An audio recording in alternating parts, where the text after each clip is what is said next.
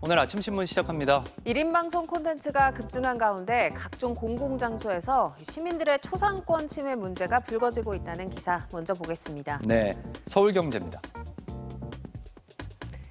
카페나 길거리 등 일상적인 장소부터 축제 등 특수한 공간까지 셀카봉을 든 사람들을 잦은 빈도로 찾아볼 수 있는데요. 주변 사람들이 자신의 의지와 관계없이 찍히는 일이 다반사입니다. 장소를 가리지 않는 브이로그, 라이브 방송이 흥행하면서 초상권 문제가 심화되는 모양새인데요. 온라인 365 센터에 접수된 초상권 침해 관련 상담 건수는 2022년 9건에서 지난해 34건으로 대폭 늘었습니다. 시민들은 얼굴을 가리며 피하는 등 불편함을 겪고 있지만 현행법상 초상권 침해가 형사처벌 대상이 아닌 만큼 시민의 개개인의 적극적인 제재에 나서기에는 어려운 상황입니다. 특히 촬영물이 게시된 플랫폼이 유튜브 등 해외 기업 기반일 때는 영상물 삭제가 더 어려운데요. 전문가들은 1인 미디어의 파급력이 매우 커진 상황에서 적극적인 크리에이터 교육과 새로운 가이드라인이 필요하다고 조언했습니다. 다음은 서울신문입니다. 이른바 빈티지 유행으로 중고 제품에 대한 사회적 인식이 나아졌고 경기 불황이 계속되면서 중고 제품이 활발히 거래되고 있다는 기사입니다. 서울 종로구 동묘 구제시장에선 대학생부터 노인까지 다양한 연령대와 성별의 고객이 중고 의류를 고르는 모습을 자주 볼 수 있고요. 당근마켓을 비롯해 번개장터와 중고나라 등 중고 제품을 사고 파는 플랫폼의 사용자 수도 폭증했습니다. 계속되는 고물가에 가성비를 챙기면서도 나만의 개성을 보여주고 싶은 심리가 맞물리면서 중고 제품이 소비자에게 하나의 대안이 된 건데요. 전문가들은 중고 물품이 친환경적이라는 긍정적 인식이 커지고 구제에 대한 저항감이나 사회적인 낙인 효과가 줄어들었다고 분석했습니다.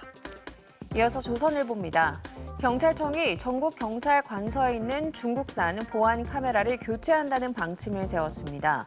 산업 스파이를 잡는 산업기술안보수사대와 간첩 이적 사범을 수사하는 안보수사대 사무실을 포함해 전국 경찰 관서에 설치된 중국산 보안 카메라는 760대고요. 공공기관과 지자체 79곳에도 총 15,000여 대가 설치돼 있습니다. 이렇게 중국산이 많은 이유는 기술력과 자금력이 달리는 중소기업들이 값싼 중국산 카메라를 국산으로 둔갑시켜서 납품하기 때문인데요.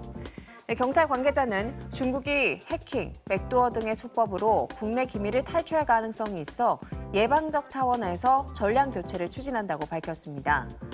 군 부대에 설치된 방범 카메라 1,300여 대도 중국산인 것으로 확인돼서 순차적으로 철거될 예정이라고 신문은 전했습니다. 다음으로 같은 신문 기사 하나 더 보겠습니다. 맨발로 흙길을 걷는 어싱이 유행하면서 전국 지자체들 사이에서 황토길 만들기 경쟁이 벌어지고 있습니다. 서울세대분구는 머드축제로 유명한 충남 보령에서 황토를 사와서 깔았고요. 경북 안동시는 건강에 좋은 원적외선이 나온다는 저군모를 활용했습니다. 지자체들이 황토길 경쟁에 뛰어든 건 관광객 유치에 도움이 되기 때문인데요. 1년 새 서울 서대문구 안산 황토길엔 64만 명이, 안동 도청 청삽 황토길엔 10만 명 이상이 방문했습니다. 전문가들은 맨발 걷기를 하다 가시등에 찔리면 파상풍에 걸릴 수 있어서 황토길을 자주 걷는 사람은 예방접종을 받는 게 안전하다고 조언했습니다. 끝으로 지역신문 기사 살펴보겠습니다. 동양일보입니다. 감 주산지인 충북 영동군에서 올해 폭염과 가뭄으로 인해서 감 생산량이 크게 줄었다는 소식입니다. 올해 1등급에서 2등급 감 생산량이 지난해보다 절반가량 줄어들 것이라는 전망이 나오고 있는데요. 감 경매 평균 단가도 지난해 3만 6천 원 안팎에서 올해 2만 5천 원까지 떨어질 것으로 예상됩니다. 일부 농가에서는 여름철 강한 햇빛을 오래 받아 과실이나 줄기가 화상을 입어 감 상품성이 떨어지는 일소 피해까지 발생했는데요. 오는 11월에서 12월 곶감 생산에 차질이 이어져 전체 감농가의 소득 감소가 불가피할 전망이라는 이야기를 신문은 전했습니다. 지금까지 오늘 아침 신문이었습니다.